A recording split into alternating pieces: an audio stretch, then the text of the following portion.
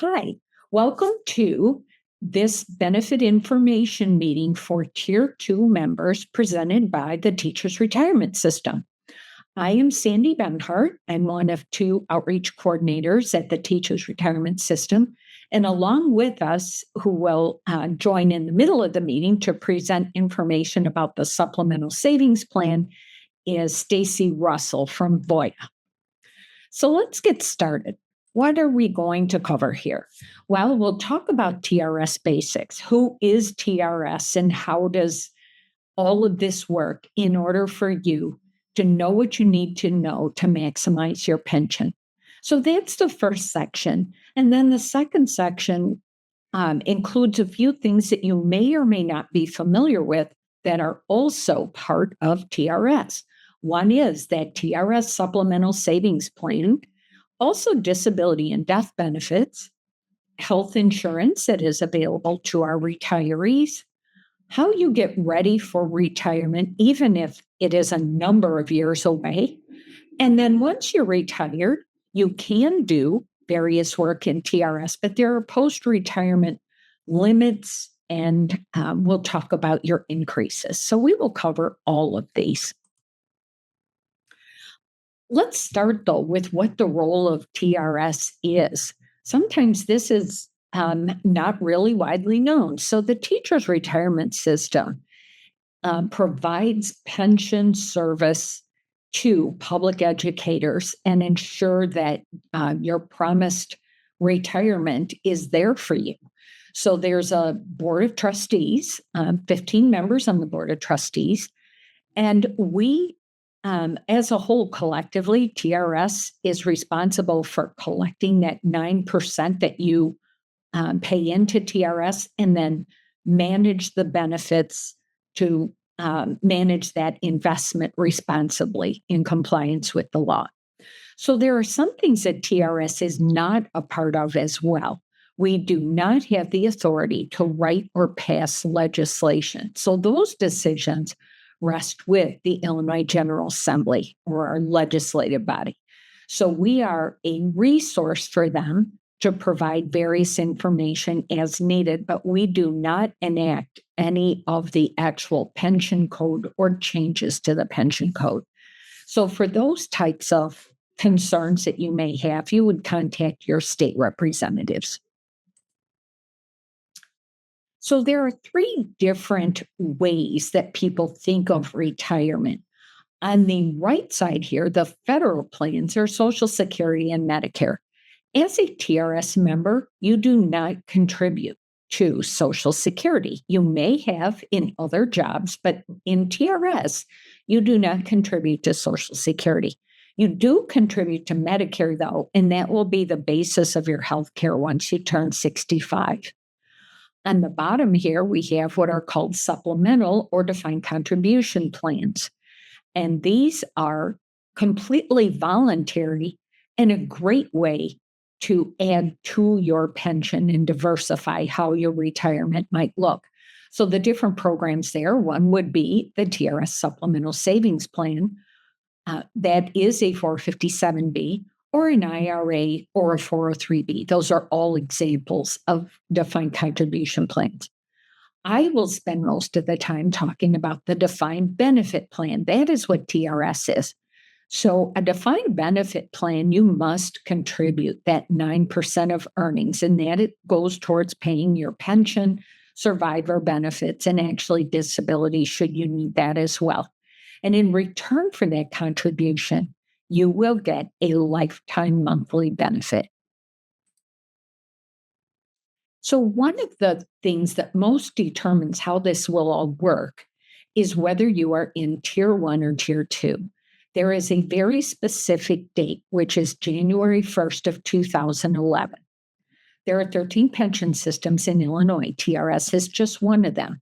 If you contributed at least one day to any of the 13 pension systems, not just TRS, but any of the others as well, if you contributed before January 1st of 2011, you are in Tier 1. If your first day was after that, you would be in Tier 2. So this presentation is geared towards those of you that are in Tier 2. There are many things that are the same between Tier 1 and Tier 2. One of those is that everybody contributes 9% of gross earnings to TRS, and that is invested to pay your retirement, disability, and death benefits. In return for that contribution, you are guaranteed a pension as defined by the Illinois Pension Code, and there's a math problem that tells you where your starting pension will be. And then those benefits are payable to you for as long as you live, no matter how long you live. For Tier 2, the regular retirement age would be the age of 67 with at least 10 years of service credit.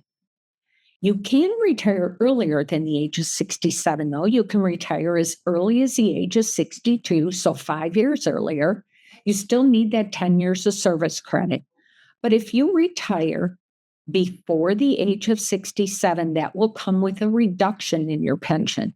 Now, the reduction is prorated to the day, literally to the day.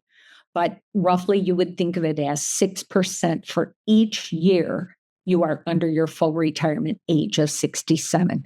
So if you decided to retire on your 65th birthday, that would be a 12% reduction. 2 years times 6% for each of those years. So the Illinois Pension Code defines a formula. It describes this formula that says how your pension will be calculated. We will take your service credit times a formula factor, and that comes out to a percentage. Take that percentage times your final average salary, and that would be your beginning pension. Service credit has 4 pieces to it. There are 4 ways to earn service credit.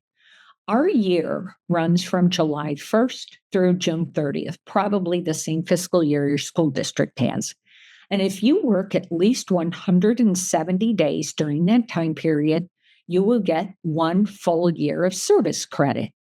170 days is 1 year of credit for TRS. So if you're full-time, you may have a contract that is more than 170 days, probably 180, 185, maybe over 200 days. Once you reach 170 days in that time period, you will max out at 1 year of service credit. But if you are part-time or a sub and you don't work a whole year, or maybe you graduated in December and did some sub work or got a full-time job, but there was only half a year left, then what we do is give you a partial year of service credit. So we take however many days you worked in that year and divide it by 170. The example here shows 94 days divided by 170, and that would be 0.553. So every day that you work is going to count until you reach that 170-day limit, and that's where you'll max out at 1 year. The second way you can get service credit is actually free. Not too much is free, but this is. Unused uncompensated sick days reported to TRS when you either terminate employment at a district or retire. Those days are going to be converted to service credit for you. The most you can use is 340 days. That's 2 times 170. So 2 years of unused sick days can be used to be an equivalent of 2 years of service as though you worked. And the reason I say it's free is that you don't have to pay for your sick days. You just get them as part of your contract. So any that are left at the time you leave your district or retire are going to be converted to service credit. Every sick day will count. So you don't need to have a round number. It doesn't need to be exactly a year. And this will show at the bottom here, 1 sick day, 0.006. There's your 170 days. That's equal to exactly a year. 213 would be 1.253. And 340 or more is going to max you out at that 2 years. So every day will count until you get to 340 days. Now, the district reports those days to TRS. They accumulate them there, but they don't report them to us until you either resign or retire. So if you used to work for a different district than the one that you work for now, Any leftover sick days from that prior district should have been reported to us. So you will definitely want to look at your TRS account and see if those sick days were reported. If they weren't, by mistake, you would give us a call and we can send you a form, former employer sick leave certification, that you can send to that employer. And once they verify those days, they will report them to TRS and magically they'll appear on your account and you don't need to pay anything for them. Optional service is something that if it applies and you wish to move forward with it, it is something that you would pay for. The first example is a good one to explain how this works. Out of system teaching means that you worked in public schools somewhere other than Illinois. So if you taught in another state, for example, you would have paid their pension system, but TRS did not get the 9% needed to invest for your pension. So you would call TRS. We'll go through all the rules that are involved and how much you could buy and such. We will send you forms. You'll get those started with your information, send them off to the district that you used to work for in the other state. Eventually, it works its way back to TRS, and we will calculate a cost that says you can buy this number of years, and this is how much it will cost. And at that point, it is your option whether or not you want to buy some of that service, all of it, or none of it. So that's kind of how these things will work. If you are on leave of absence, meaning an unpaid leave, if you were using sick days, you already got paid and you already got service credit. But if you were on an unpaid leave and your school board agreed that you could be off and they would hold your position, and then you come back, you can buy that missing time back. Reduction in force means that you lost your job because it was eliminated, your position was eliminated, and you were unable to find work right after that, so you could buy some time in the interim there. Military service is the only type of service now related to education that you might be able to buy. You can buy up to 2 years of that. Previously refunded TRS service means that maybe at some time in the past you worked for TRS for some number of years, and then you left and were thinking that you would not be returning, so you took the money out. When you take the money out of TRS, it cancels that service. So if you want to reinstate it, you can pay it back. One thing about this particular category is that this one is all or nothing. You either have to buy all of that service back or none of it. You cannot buy just part of it. The last one here is 2 years of private school. And it says you have to apply for it by June 30th of 2028. It doesn't mean you need to pay for it by then, but we need to have the service verified at least. So private school means that you taught kindergarten through grade 12 in a ISB certified school in Illinois. Illinois State Board of Education has to certify the school, and you can buy up to 2 years of service. All of these have different rules. The cost to purchase them is a little bit different. So if any of these apply and you are interested in looking into adding this to your active service credit that you're already accruing with TRS, you would give us a call. We'll walk through all those rules with you and send you the forms. The nice thing about this is that it doesn't cost anything to find out. You definitely would need to pay for the service if you decide to buy it, but it doesn't cost anything to find out. The other type of service credit you may have is called reciprocal service. This means that you worked in one of the other 12 pension systems besides TRS. The ones we see most commonly are IMRF, which is teachers' aides, state universities, SURS, that would be public universities in Illinois, state employees, SERS, or Chicago. But it could be any of the other ones as well. So in order to use reciprocal service, you need to have at least 1 year of service credit in that reciprocal system. Now, there's a slight exception to this. If you were a teacher's aide and paid into IMRF for less than 1 year, and that was immediately followed by teaching, you can use less than 1 year of IMRF. Everything else needs to be at least 1 full year, though. And then the combined service from all of your systems has to meet the vesting requirements of each system. So if you want to retire reciprocally, we would need to look at the requirements, the service requirements for TRS, as well as the service requirements for that other system to be sure that you had enough altogether to retire from both, or the 3, or however many you have. And then in order to use the service credit from another system, it needs to be what we call non-concurrent. A good example of this is that you may be teaching full-time in a school district, and in the evening you teach at a community college, and that would be the state university system. If you're doing all of that at the same time, that is concurrent service. And we'll go back to that rule. You cannot get more than 1 year of credit in a year. So if you're already getting a full year of credit in TRS, that service credit that you might be accruing in a different system is not really going to happen. So what happens with reciprocal service, you do not turn this service credit into TRS. You leave it right where it is. And when you're ready to retire, we add the amount of service in the reciprocal system to the amount of service in TRS, and then you would get a pension check for both. So that's how reciprocal could work. So the 4 ways to get service credit would be, most of it will probably come from working, unused sick days, potentially optional service, if there's any of those that apply and you choose to buy it, and potentially reciprocal service. So those are the 4 ways.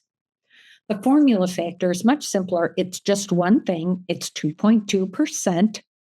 And what it means is that whatever your final average salary is, I'll show you that next, we will take 2.2% of that amount for every year of service credit.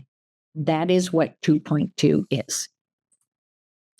And then the final average salary is going to be the average of your 8 highest consecutive salaries out of the last 10 years. There is a salary cap in Tier 2. It goes up every year. Right now, it's $127,283. And what counts in your earnings? It's usually the last 8 years because you probably make the most money at the end.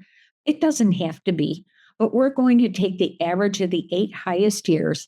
And what is included in those earnings is going to be not just your contract pay, but also any extra duty stipends you have. If you're a coach, you do lunch duty, yearbook, subbing for somebody on your planning period. All of that money goes into your earnings.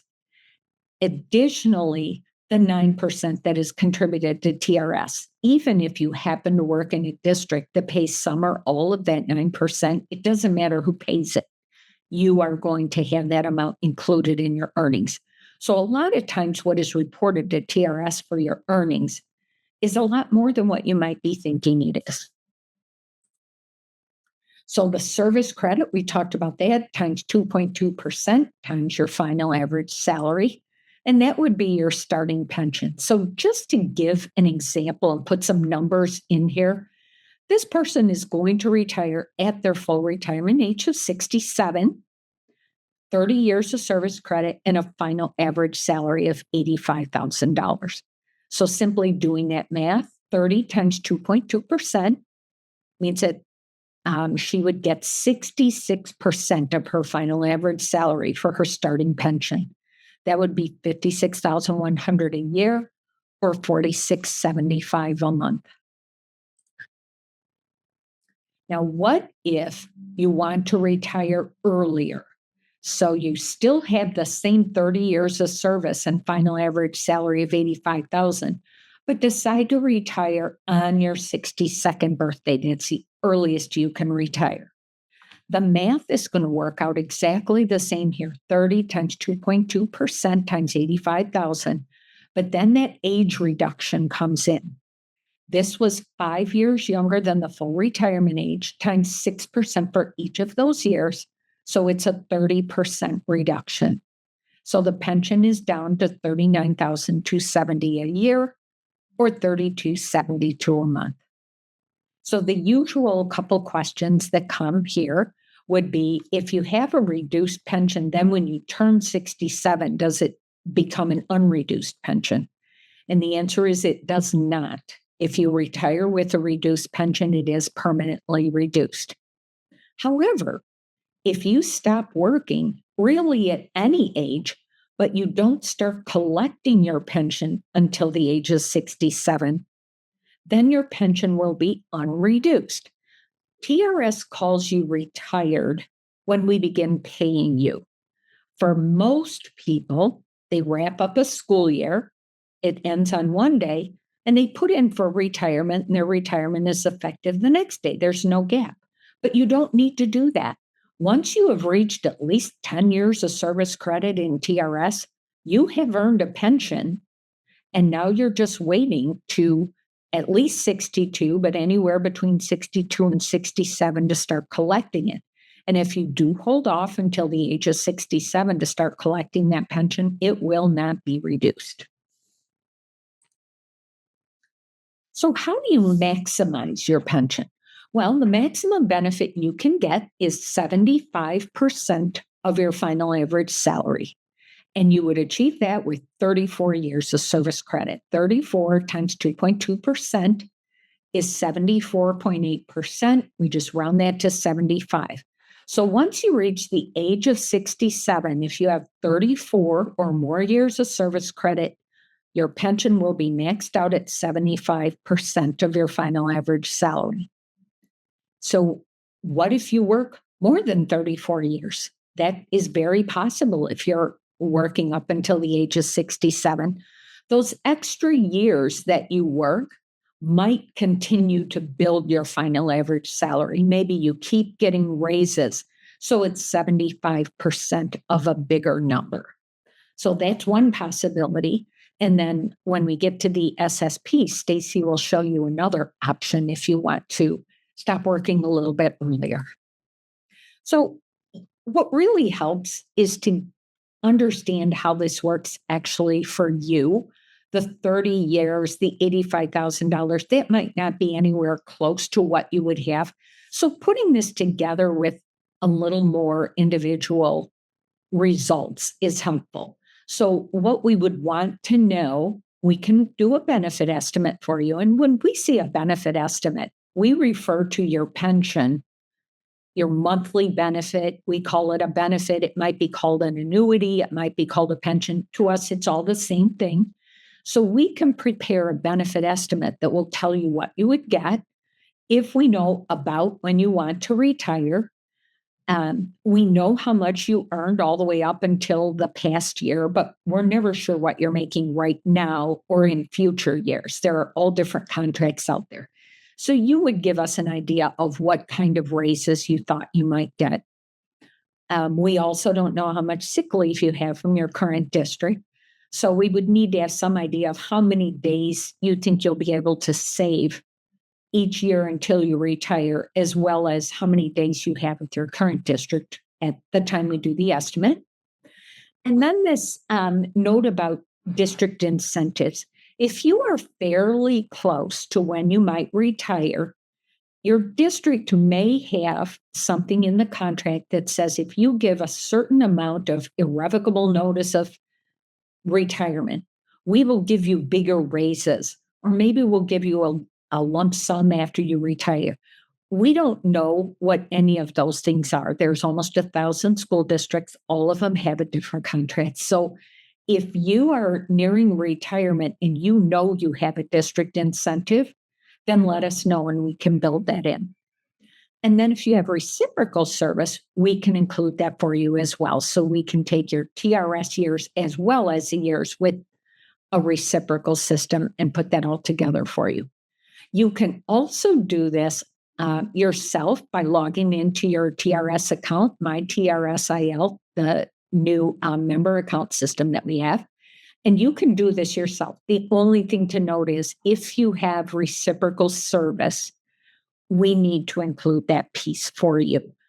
You can do the TRS portion yourself, but we need to reach out to the other system and bring that data in so we can include that for you as well.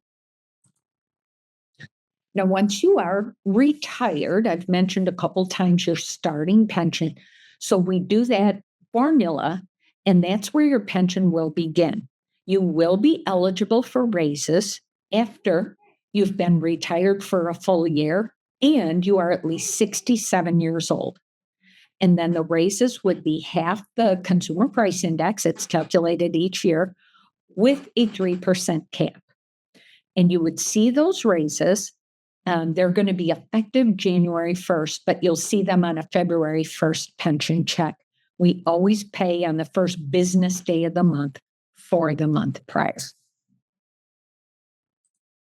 So everything that we've talked about up to this point has been that defined benefit plan. You do that equation, you pay the 9% in, and in return for that, you get a benefit for as long as you live, a monthly benefit, and that is locked in.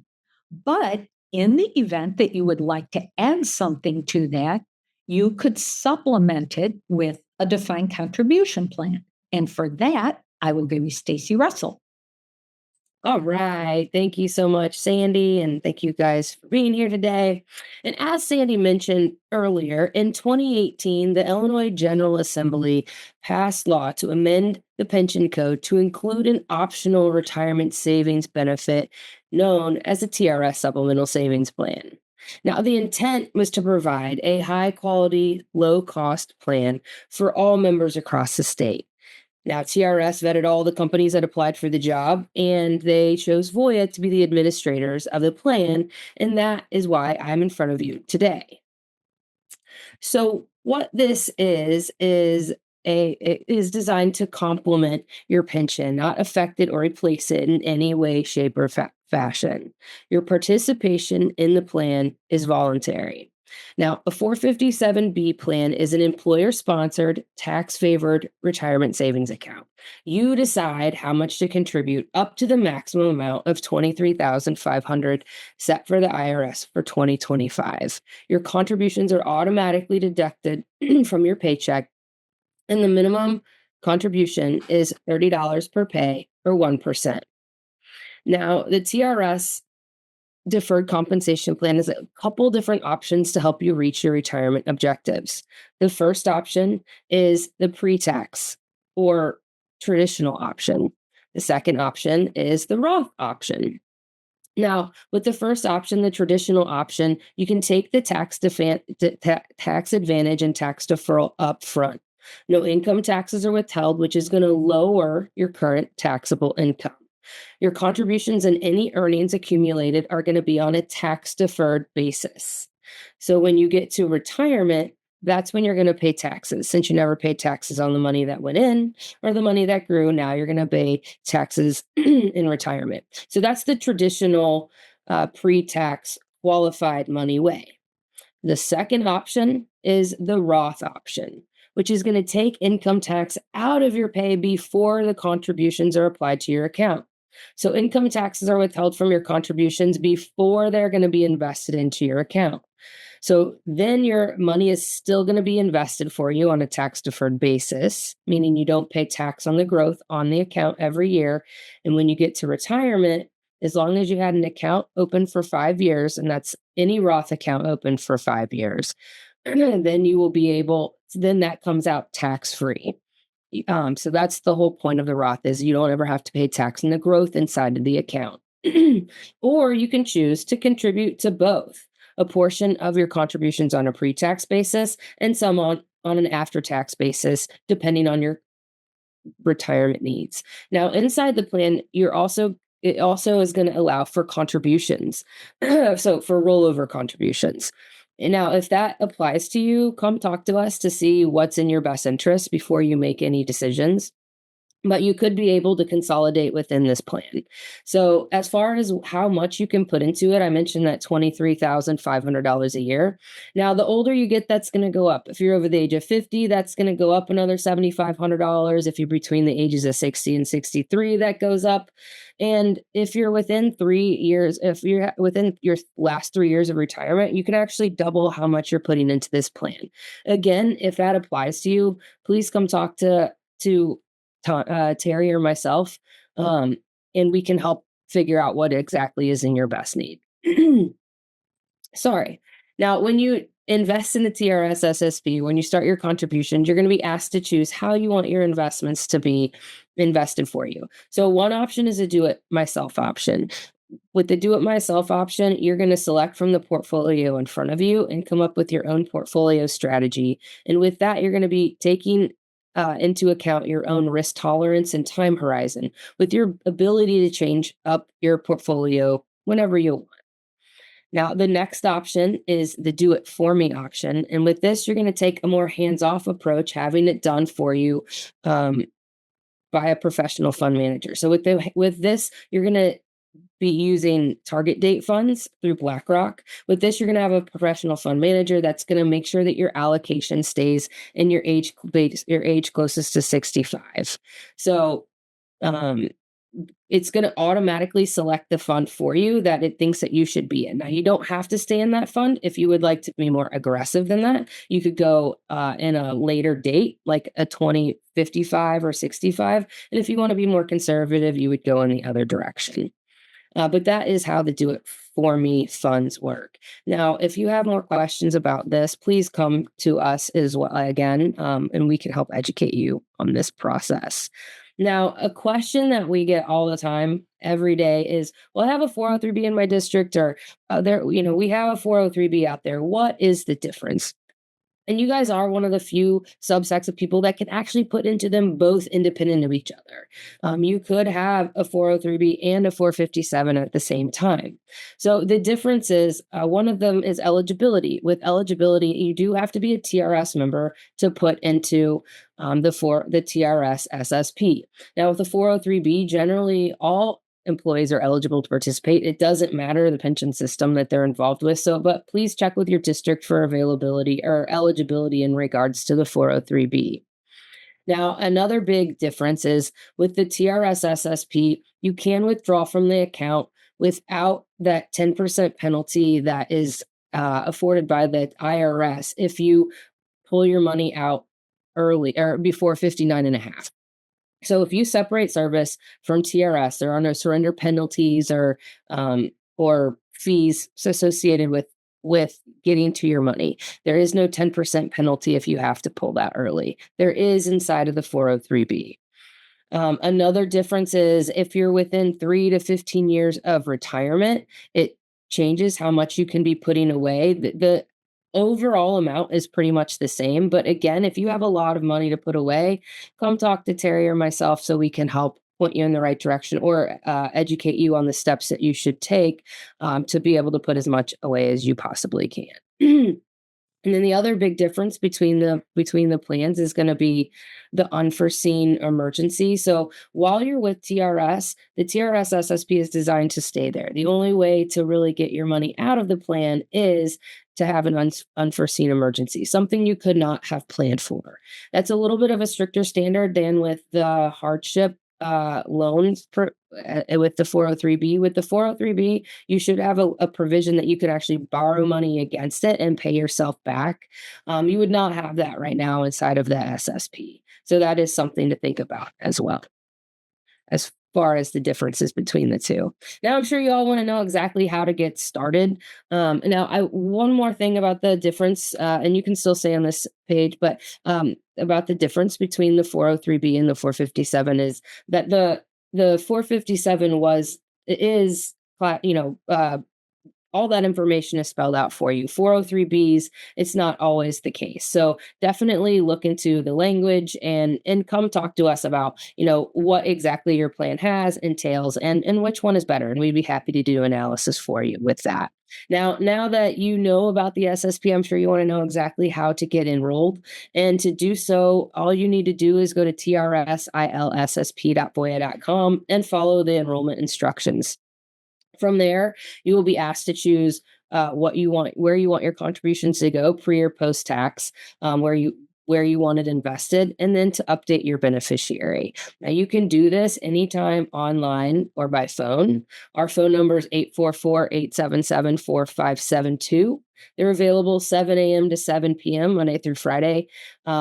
So please come to us if you need anything. Again, Terry and I are also here for you. Please come to us. If nothing else, we can help point you in the right direction of where to go to. One other thing to note, you may have received a PIN number in the mail in a nondescript envelope. If you cannot get your account registered, or if you threw that away, that is just another layer of protection for you. It's okay if you don't have it. It's no big deal. Just call our customer care team and they will help assist you or get you in. I'm going to turn you back over to Sandy, but I really do look forward to seeing you guys in the hallways and in different classroom settings over the next couple years. So thank you very much for being here today. Thank you, Stacy, very much. And now we will really shift gears to a completely different benefit for you, which is called disability. A lot of people don't realize this is out there. So the real point of this is just to let you know that this is a possibility. So TRS offers temporary disability if you are unable to do your job for physical or mental health reasons. There's some rules around this. You need to have seen 2 state licensed physicians that will certify that this disability existed within 90 days of the last day of work. So you do need 2 doctors, and they need to tell you for the same reason. If it is pregnancy, we do only need 1 physician, but outside of that, it has to be 2 physicians that say for the same reason you're unable to work. You need to have at least 3 years of service credit, non-concurrent service with TRS, state universities, state employees, and IMRF together in order to qualify. And then from your current district, you need to first use up any available sick days. Obviously, if you had some left over from a prior district, you can't use those, but you need to use up your sick days from your current district.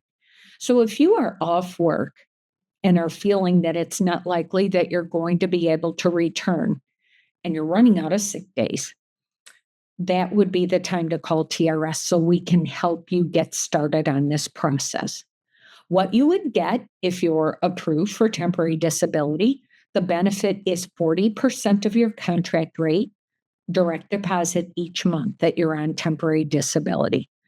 And one thing that is a bit helpful, if anything is helpful about this, is that you do continue to earn service credit while you're on disability. So if you used up sick days and you got halfway through the year, you got full pay for that. And then if you went on temporary disability the second half of the year, you only got 40% of your pay for that second half. But at the end of that year, you would have a full year of service credit. So it is continuing to help you work your way towards retirement. The other benefit that is part of the 9% is death benefits.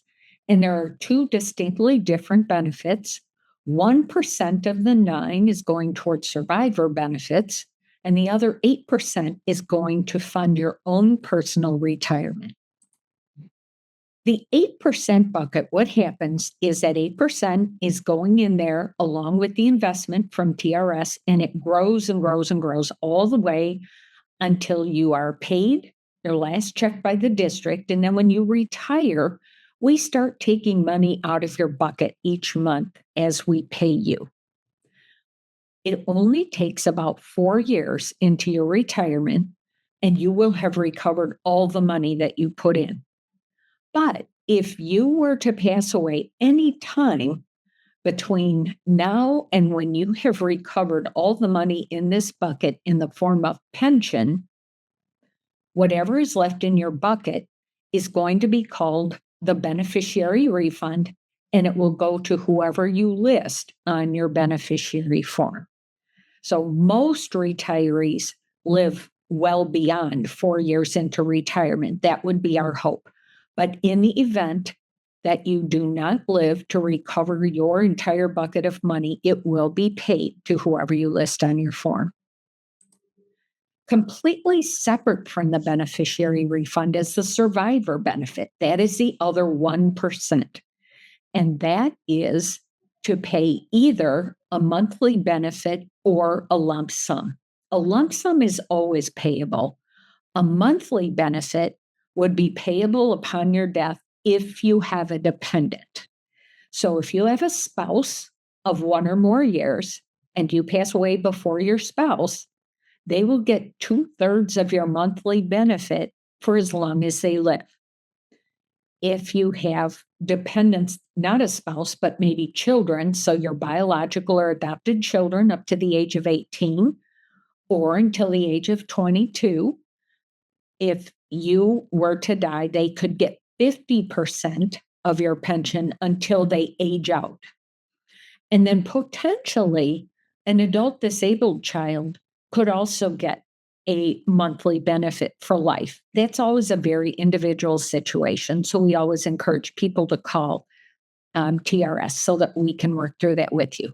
So always a lump sum is payable, but a monthly benefit could be payable if you have dependents.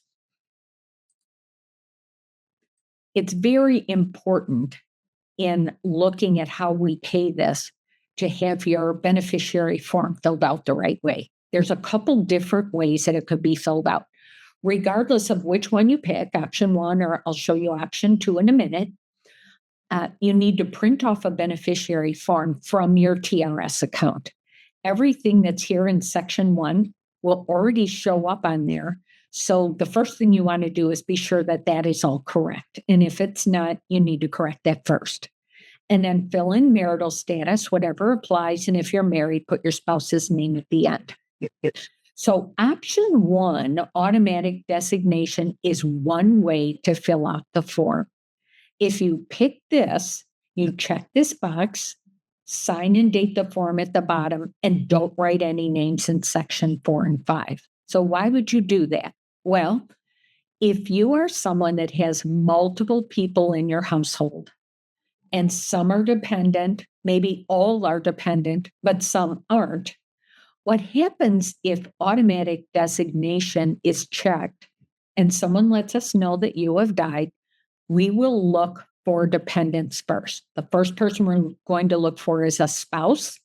If you have a spouse, that 67% is going to be payable on a monthly basis. But if you don't have a spouse, or possibly something happens and they're not 50 yet, they have to be at least 50 to collect that monthly benefit, but you have dependent children, then we can pay for the dependent children on a monthly basis. So automatic designation allows the decision to be made at the time of your death, if you have multiple dependents, to be sure that whoever is eligible for that monthly benefit has the choice. They can always pick a lump sum, but often when a monthly benefit is payable, that is the route that a lot of people choose to go. So this gives a lot of flexibility. If you check the box in automatic designation, you are not going to fill out sections 4 and 5.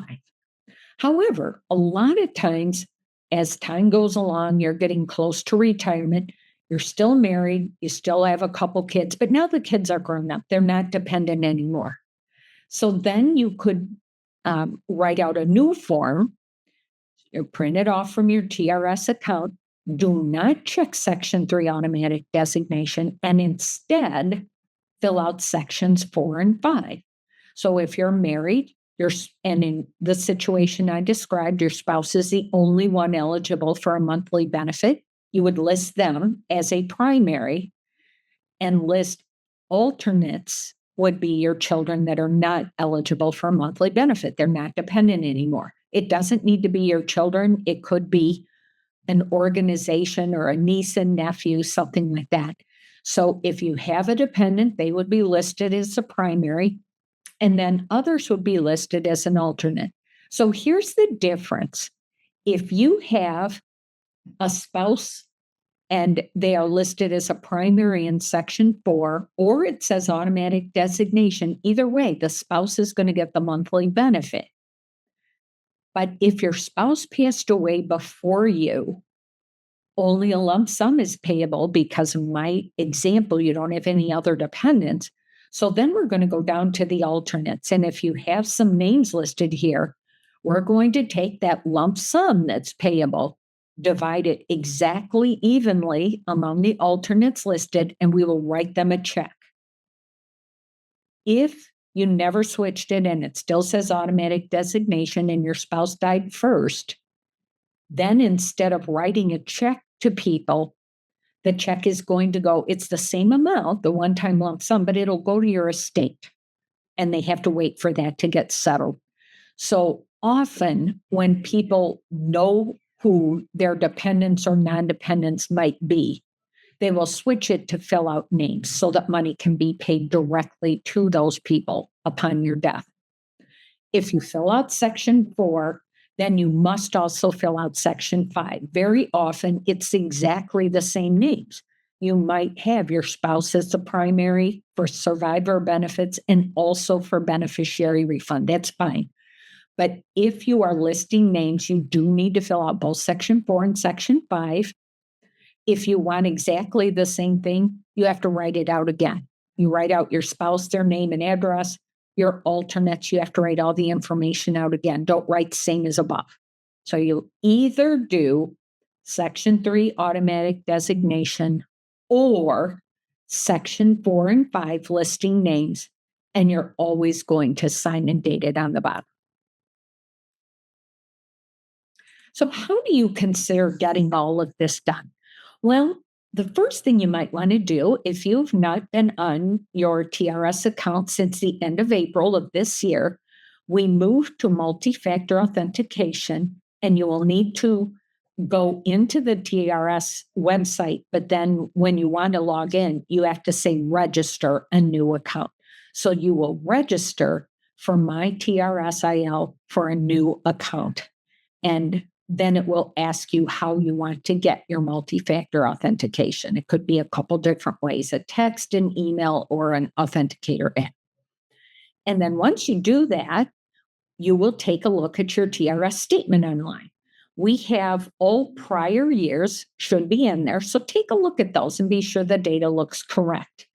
Also, every year, whatever your earnings were for the prior school year get reported to TRS by mid-August, and along about Thanksgiving to early December, the new reports will be out there, and we will email you and let you know you can go out and verify the prior year. So it's always a good idea to look on there and be sure it looks like you think it should. You would look at your beneficiaries. If you haven't filled that form out in a long time, you want to be sure that the people that are showing up there are the right people that are still in your life. And if you do want to make a change, you need to print off the form, handwrite everything out, and then upload it. You cannot do this online. You do need to print it out, and we need a wet signature on it. And then you can upload the form to this TRS account. We need proof of your date of birth. When you retire is partly dependent on if you are old enough. So we need proof that the date of birth that we have is correct, and that could be a copy of your driver's license, birth certificate, or passport. Again, take a picture of that and upload it. And if you want to update or just check and see if your mailing address is right, your phone, your email address, it's best to use your personal email on your TRS account. That way, if you end up leaving a district and going to another district, we still have a good email that we can reach you. The district that you no longer work for will end up turning off the district email. So this is helpful for us to be able to reach you. I've mentioned a couple times uploading documents. There are some categories that are already listed there, but if you want to upload something that isn't listed, there is an other category and you can put it in there. You could start planning for your retirement even if you're 25. It doesn't matter. Anytime you want to understand better, what do I need to do to maximize my pension? What are my options down the road? If this, then this. You are welcome to meet with a TRS benefits counselor. So you would do that by calling TRS. It could be in person in Springfield or Lisle, or you could do a teleconference or a video conference, whatever works for you. We would love to visit with you and help you plan. If you are retiring in any given year, It's Time to Retire is a webinar that we offer in February and the first part of March each year. So in January, people that technically qualify, they're old enough and they have enough service credit to retire, will get an invitation to register for one of those webinars. If it's not your year to retire, you don't need to sign up. You can if you want to, but you don't need to.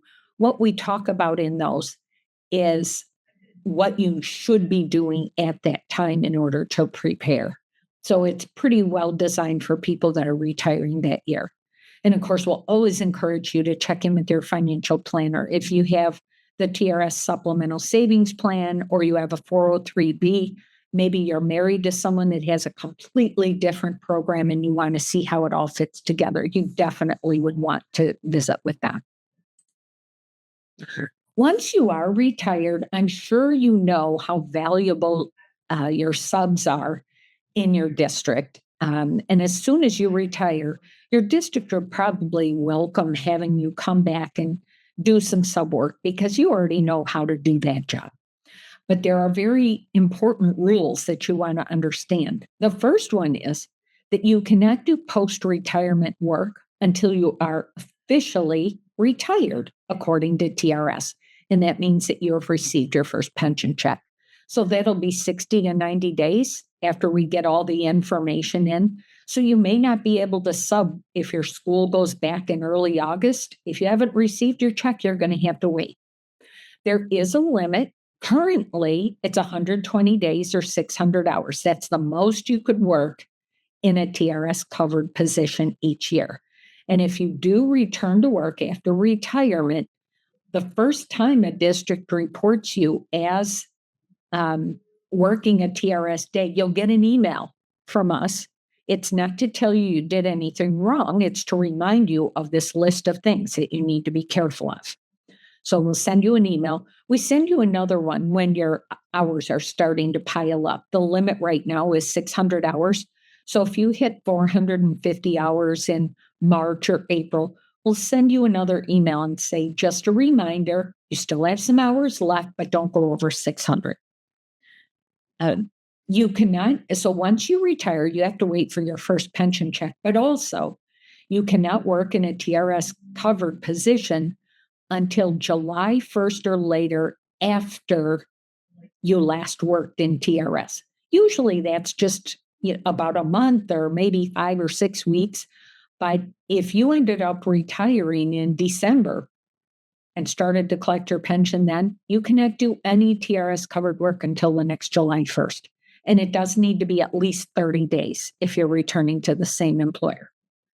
Another important thing, and we do talk to the districts about this as well, you cannot have post-retirement work prearranged before you have retired, meaning do not have a contract in place that says you're going to return to work until after you are retired. If you have a contract in place, if you have in writing, I am planning to come back and work X amount of days or something like that, you have not retired when you already have an agreement to return. So you cannot sign anything like that until after you have gotten your first pension check.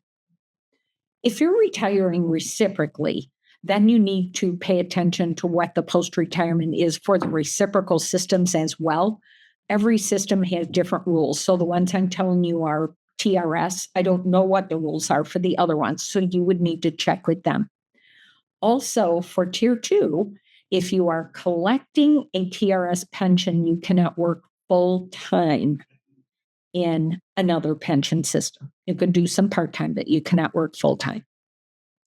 Now, there is no limit at all on private sector work. So that would include private school or Hobby Lobby or Home Depot or Ace Hardware, anything like that, private sector, you can do that. You could work out of state, even in public schools, because other states are not part of TRS. TRS is just Illinois. And there is no limit on earnings. So these other things have to do with days and hours, that type of thing. But if you are working within post-retirement, just some sub days or something like that, it doesn't matter how much you're paid. There is not a limit of work on earnings. So one of the things that would come out of your pension check if you choose is health insurance. There's going to be federal taxes and health insurance. And if you live in Illinois, there's no state income tax on pension income in Illinois. So the Teachers Retirement Insurance Program is called TRIP. And TRIP is the primary coverage for people under 65. Typically, you go on Medicare at the age of 65 and then would move to the TRAIL program. So there are different times that you could enroll. You do need to have at least 8 years of service credit, specifically with TRS, to be eligible. And then, assuming you're eligible, the earliest you can enroll is the first of the month following retirement. So if you are somebody that stopped working when you were 50 and you were deferring your retirement, you cannot go on TRIP yet. You have to wait until you start collecting your pension. If you collect your pension, but you have other health insurance available, or maybe you're married and you can go on as spouses or something like that, then when that coverage terminates, you can use a termination letter from that and you can come on TRIP at that time. You also have an enrollment opportunity when you're eligible for Medicare, typically the first of the month that you turn 65, and then during the annual open enrollment periods. For TRIP, under 65, it's usually the month of May, effective July 1st. For TRAIL, which is the Medicare, it's mid-October to mid-November, effective January 1st. So they have different open enrollment periods, but each TRIP and TRAIL do have those opportunities to come on. And what is included is medical, prescription drug, dental, and vision. Dental and vision are new this year. So this chart kind of shows you how this all will work. Everything on here is going to be a per person per month premium. You are the benefit recipient. If you have a spouse or dependent children that are coming on, they will be in the dependent category on the bottom. For you, you have a choice. If you're under 65 of an HMO or open access, those are called managed care programs. And that would be $370 a month just for you.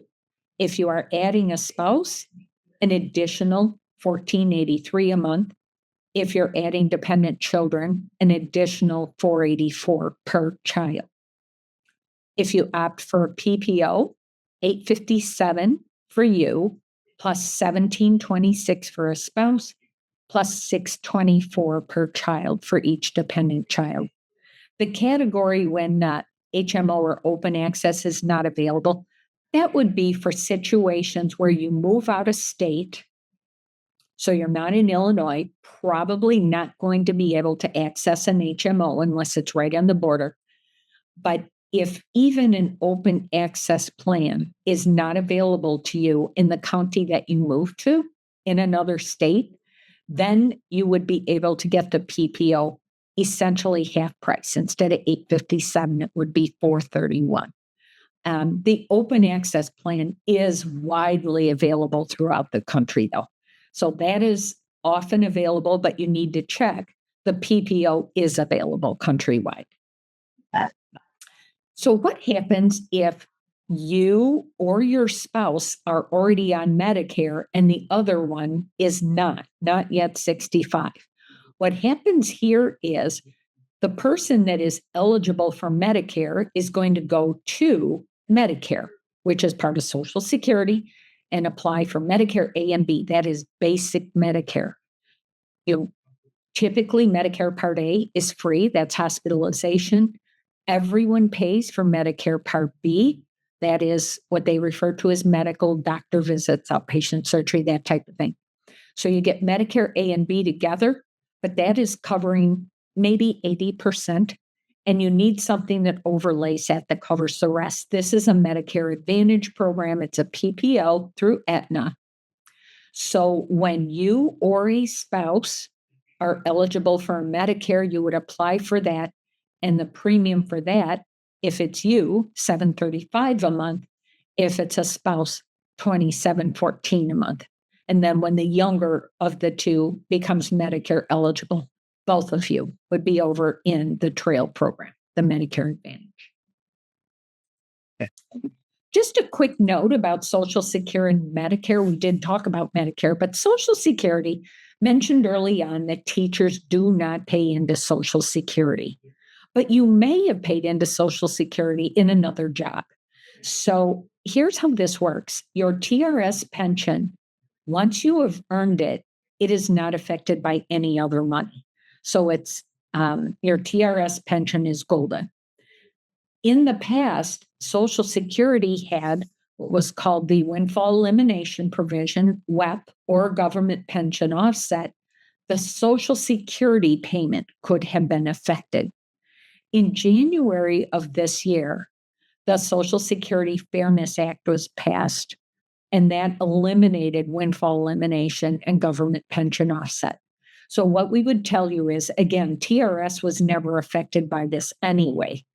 But to learn for certain how Social Security will work for you, you would contact Social Security. You can let them know what you'll be earning for TRS, but Social Security would be able to make all of that clear for you. And then if you are on Medicare, you're going to apply to Medicare A and B, like I mentioned, and then your Medicare cards are going to be sent to you by the Social Security Administration. Medicare is part of SSA.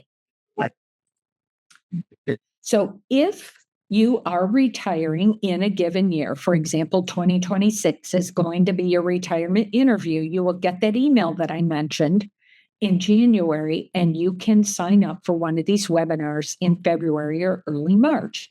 And what we will do is we're not going to tell you how to calculate your pension or anything. You would already know that. What we're telling you what to do is these are the things that you want to be doing now in order to be ready to retire at the end of the year. Everyone is so busy and you have everything outlined, but you want to be sure you didn't forget something. We'll talk to you about how to get your paper started, your paperwork, about what information we need for you and what we need from your district. And then how would you sign up for that health insurance if you need it? We'll remind you post-retirement information. And then again, that is another recorded session on our YouTube channel. So you can always listen for that. So be sure that we have your correct email address. That is how we will reach out to you to offer that.